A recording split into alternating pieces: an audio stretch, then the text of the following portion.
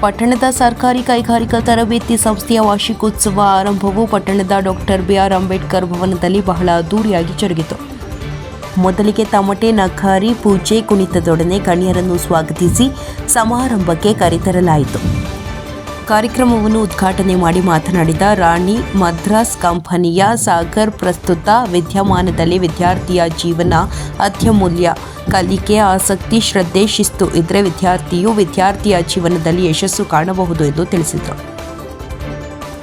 Fine punch lab ಕಂಪನಿಯ ನಿರ್ದೇಶಕ ಪ್ರಸನ್ನ ಚಂದ್ರಶೆಟ್ಟಿ ಮಾತನಾಡಿ, ವಿದ್ಯೆ ಯಾರ ಸತ್ತು ಅಲ್ಲ.